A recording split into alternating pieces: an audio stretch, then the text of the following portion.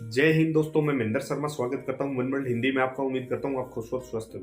दोस्तों पाकिस्तान की जनता आज इतनी भयंकर तरीके से त्रस्त हो चुकी है कि पाकिस्तान की सरकार ने एक और खून चूसने का ये काम कर लिया है कि पाकिस्तान की सरकार ने पाकिस्तान के किसानों से गंदुम सस्ते में खरीद के खुद बेचने लगी है मार्केट में और मोटा मुनाफा कमा रही है। जबकि वहां पे यूरिया के दाम आज 10,000 रुपए का एक कट्टा मिल रहा है। तो किसानों की जो खून आज चूसा जा रहा है पाकिस्तान की सरकार के द्वारा, उससे आज जनता इतनी त्रस्त हो चुकी है। और दूसरा, आप रिपोर्ट देखोगे, बहुत से वर्ल्ड बैंक, एशियन बैंक और ट्रांसपेरेंसी की भी रिपोर्ट पीछे आई थी, जिसमें पूरे पाकिस्तान के हर इदारे, हर डिपार्टमेंट इतना भयंकर तरीके से भ्रष्टाचार में लिप्त था कि पाकिस्तान के अवाम को बिल्कुल समझ ही नहीं आ रहा कि वो अपना जीवन यापन करे तो करे कैसे। तो दोस्तों, इसी प्रकार की इस चर्चा इस डिबेट में की गई है। आप देखोगे कैसे पाकिस्तान की जनता का कोई बिल्कुल हाल बेहाल हो चुका है और कोई उनका सोचने वाला नहीं है।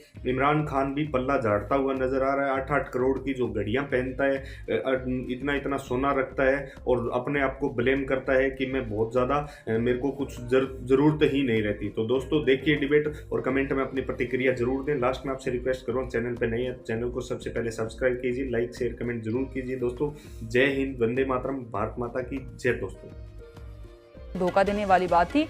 साथ ही उन्होंने कहा कि मुल्क दिवालिया हो चुका है। बाद में उन्होंने इस चीज़ की तरदीद भी कर दी, लेकिन फिर भी बसरा साहब तहफ़्फ़ुज़ात का इजहार तो वो कर ही रहे हैं ना कि तब्दीली का हम कहते रहे थे, लेकिन तब्दीली जो है कोई आई नहीं है। लोगों को धोखा देने वाली बात है। अच्छा, पहली मैं बात कहूँ, देखिए उन्होंने स्टेटमेंट वापस भी ले लिया जो कहा उन्होंने, पहली बात। और दूसरी बात कि ये खुद FBR के चेयरमैन रहे हैं, उस वक्त भी 2-4 इनकी कंट्रोवर्शियल स्टेटमेंट आए। और आपको याद होगा कि जब ये रिटायरमेंट होने से पहले और उसके बाद भी, तो उसके बाद ये फौरी स्टेटमेंट वापस भी ले लेते थे। मैं ये कहूँ कि दूध और शहद की नहरें बह रही हैं, सब अच्छा है। मैं तो पहले आपको कह चुका हूँ, हमारा जो रियल चैलेंज है वो रियल चैलेंज ही इकानमी का है। उसके लिए हम दिन रात काम कर रहे हैं। आज आप स्टॉक एक्सचेंज देखें, बेहतर हुई है। ज़ाहिर है हमारी रुपये पे प्रेशर आया है, डॉलर ऊपर जाने की वजह से पैसे पे प्रेशर आया है, जिसकी वजह से इश्यूज भी बने हैं, महंगाई भी आई है। उसमें आप अभी मैं समझता हूँ कि अगर आप आज एक हफ्ता पहले, मेरे को दोस्त है वो एक्सपोर्टर, मुझे बता रहे थे 6.4 बिलियन डॉलर को एक्सपोर्ट ने टच किया है।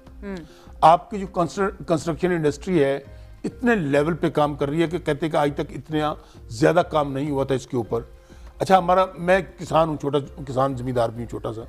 आप जाके किसानों को खाद का इशू है थोड़ा सा भी लेकिन इसके अलावा जो रेट किसान को हमारी हुकूमत ने दिया है अनप्रेसिडेंटेड। मैं फिर कह रहा हूँ, आप गंदम को उठाकर देख लें, कपास को उठाकर देख लें, चावल, गन्ने वाले लोग रुल जाते थे बेचारे, उनके रेट भी अच्छा मिला और उनकी पेमेंट्स भी। लेकिन इसके बावजूद इश्यूज हैं, मिसाइल। लेकिन इस तरह का स्टेटमेंट देना मेरे को बहुत गैर जिम्मेदारी का मज़ार है।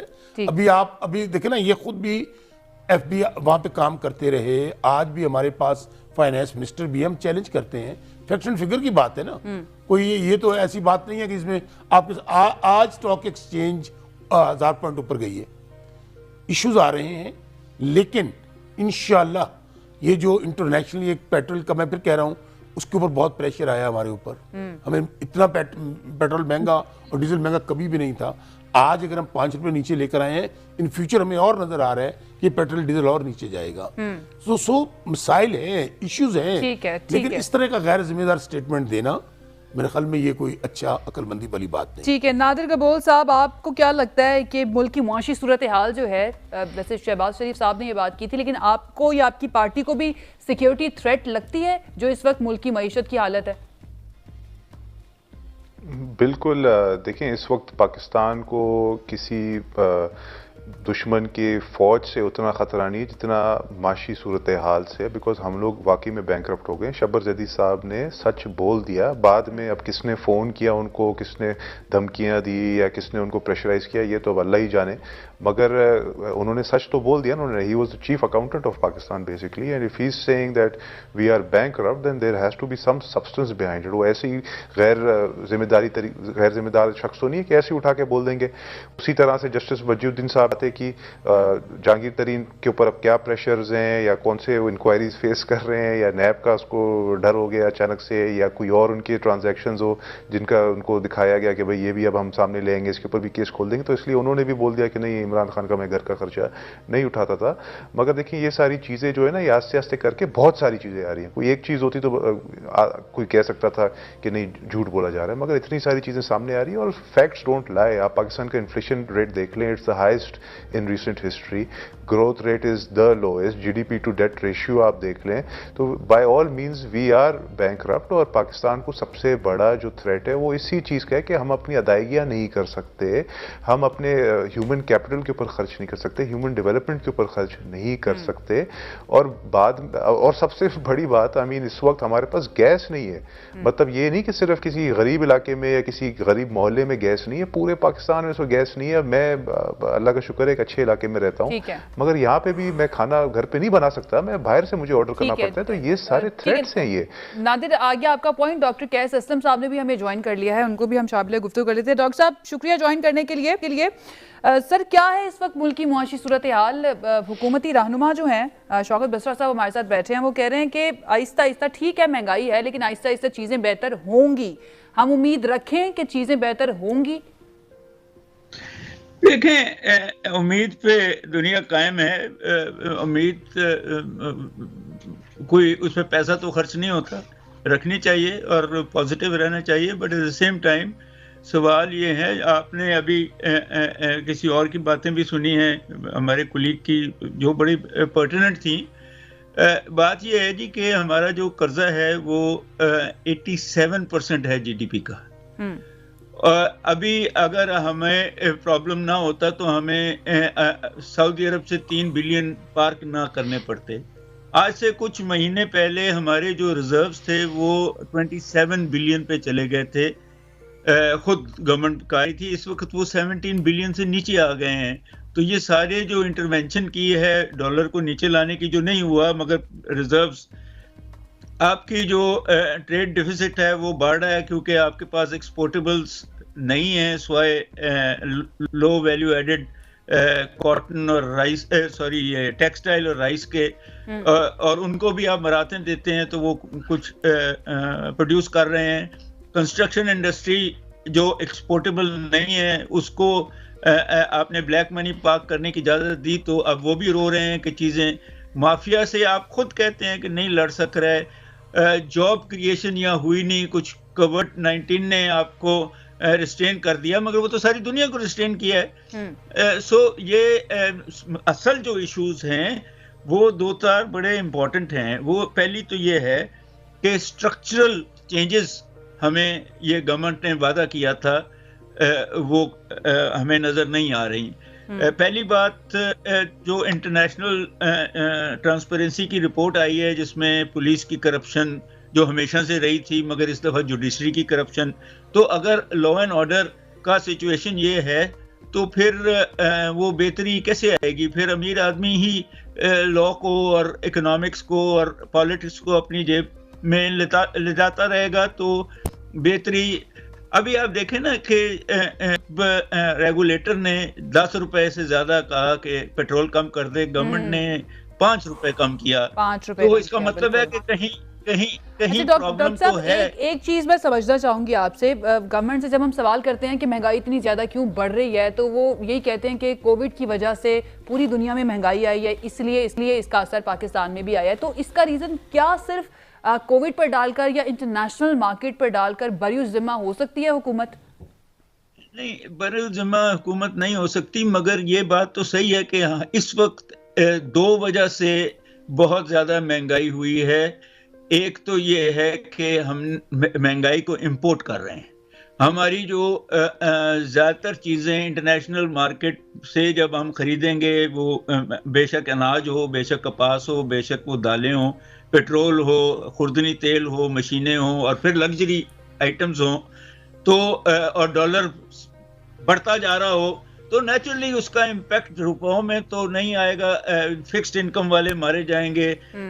روپوں میں آپ کو ملتی ہے سیلری اور ڈالرز میں آپ کو پرائسز آئیں گی, تو یہ فرق آئے گا. امیروں کو شاید فرق اس لیے نہیں پڑتا کہ وہ یہاں سے پیسہ بھی بنا رہے ہیں اور شاید ان کے پاس کشن بھی ہوگا، مگر باقی قوم جو ہے اب تو مڈل کلاس بہت تنگ ہے۔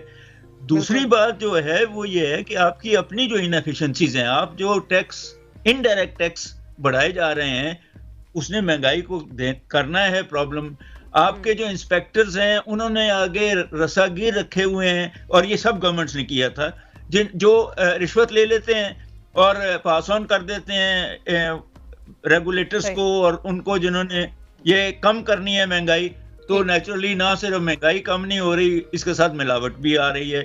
سو انسٹیٹیوشنل فریم ورک جو ہے وہ جب تک چینج نہیں ہوگا، عام آدمی کو نظر آنا چاہیے، یہ الیکشن ایئر ہے، نظر آنا چاہیے کہ اگر آپ یہ عام چیزیں، کھانے پینے کی چیزیں، دالیں، چاول اور ان دودھ کے اوپر سے، یہ ان چیزوں سے اگر آپ انرجی سورسز پہ سے آپ 17% ٹیکس کم کر دیں تو آپ کو کوئی فرق نہیں پڑے گا، کہیں اور لگا لیجئے، ڈاکٹر پہ لگا لیجئے، مگر ان پہ لگا کے آپ کیوں غریب آدمی سے پیسے لیں؟ جو اصل ایشو ہے وہ یہ ہے کہ امپلائمنٹ، انکم جنریشن کی اپرچونٹیز نہیں ہیں، اس لیے انکم جنریشن کی اپرچونٹیز نہیں ہیں۔ صدیق الفاروق صاحب، مہنگائی بہت زیادہ ہے، ہر شخص پریشان ہے، اور اب منی بجٹ بھی آنے والا ہے۔ کل علی پرویز ونک صاحب ہمارے ساتھ موجود تھے، میں نے ان سے پوچھا کہ کیا ان کی اسٹریٹجی ہوگی پارلیمنٹ کے اندر اس منی بجٹ کو پاس ہونے سے روکنے کے لیے، تو کوئی خاطر خواہ ان کے پاس جواب نہیں تھا، کوئی حکمت عملی انہوں نے نہیں بتائی کہ کیا ہوگی۔ آپ ہی بتا دیجئے کیسے روکیں گے گورنمنٹ کو یہ منی بجٹ پاس کروانے سے؟ دیکھیے جی، انڈائریکٹ ٹیکس لگانے کے لیے کوئی رکاوٹ نہیں ہے، وہ لائیں گے جس طرح انہوں نے، آپ نے دیکھا سینٹ میں انہوں نے کیا کیا کہ جی جمعے کی نماز کا ٹائم ہے، اب جو ہے وہ اجلاس ایڈجرن کرتے ہیں۔ جب اپوزیشن والے چلے گئے، چپ کر کے اجلاس بلا کے اپنے لوگوں کو پہلے سے بتایا ہوا تھا اور قانون پاس کر لیا۔ تو اس طرح کا کوئی حربہ استعمال کریں گے تو ٹیکس، لیکن اصل معاملہ یہ ہے کہ کیا غریب اور متوسط طبقے میں مزید ٹیکس برداشت کرنے کی مطلب برداشت ہے، ان میں گنجائش ہے؟ نہیں ہے۔ اب اگر یہ اس طرح کرتے ہیں تو صاف تسلیم کرتے ہیں کہ یہ معیشت کو سنبھالنے میں، آمدنی بڑھانے میں جائز طریقوں سے یہ ناکام ہو چکے اپنی نالائکی کی وجہ سے۔ دو تین باتوں پہ میں توجہ دلاتا ہوں جو شوکت بسرا صاحب ہمارے دوست بھی ہیں، انہوں نے یہ کہا کہ جی زراعت بڑی ترقی کر رہی ہے۔ زراعت، گندم حکومت نے 1800 روپے من دفعہ 144 لگا کے خرید لی کسان سے، اور اس وقت گندم کا ریٹ 2600 سے لے کے 2700 روپے، 1.5 گنا بڑھ گیا، جبکہ میں نے آپ کو بتایا ہے ڈیزل کی قیمت بڑھ گئی، ڈی اے پی کھاد 10,000 روپے بوری بک رہی ہے، یوریا کا یہ حال ہے، باقی ان پٹس مہنگی ہو گئی ہیں، تو کسان کو کیا ملا؟ کسان کی گندم جو اس سے 1800 اور 1600 روپے من لی، وہ تو 2700 روپے من ہے اس وقت۔ دوسری بات انہوں نے کہا تعمیراتی انڈسٹری، تعمیرات میں 1,95,000 ٹن سریا ہو گیا ہے، جو سریا ہمارے دور میں 60 اور 70,000 روپے ٹن تھا۔ اینٹ جو 8 سے 10,000 روپے کی 1000 تھی، آج 15,000 روپے۔ سیمنٹ کی بوری جو 450 500 روپے تھی، 700 750 روپے ہو گئی ہے۔ تمام تعمیراتی جو میٹیریل ہے وہ سارا 100% دگنا ہو گیا ہے۔ لوگ، ابھی میں مارکیٹ میں بیٹھا ہوں، میرے دائیں بائیں یہاں کوئی اگر مکان بنتے تھے وہ رک گئے ہیں کہ ہمارے پاس تو پیسے نہیں ہیں، جبکہ ہمارے جو پی ٹی آئی کے دوست ہیں جو دن کی روشنی میں انہیں نظر نہیں آتا، میں کیا کہوں، یہ کہتے ہیں کہ تعمیراتی جو ہے کام وہ بڑا تیزی سے ہو رہا ہے۔ بالکل نہیں ہو رہا، بند ہو گیا تعمیراتی کام۔ لیکن یہ پھر بھی اچھا، ایک اور بات ہے، اپنے لیڈر کی ایمانداری اور ساری بات کرتے ہیں، میرے بھائی ساری بات کو چھوڑو، آپ کے لیڈر صاحب اتنے ایماندار اور اتنا انہیں غریبوں کا خیال ہے اور اتنے وہ سادہ ہیں، یہ جو 8 کروڑ کی گھڑی اور یہ جو 5-6 کلو سونا اور دیگر تحفے ہیں، اور 4 مہینے سے چل رہا ہے ہائی کورٹ میں جناب علی معاملہ، اور ہر تاریخ پہ آپ جناب مہلت لے لیتے ہیں، اور وہی بتاؤ نا، کیوں نہیں بتاتے ہو؟ کیوں چوری کر کے چھپا کے رکھے ہوئے ہیں؟ اسی طرح کا موقف آپ کی گورنمنٹ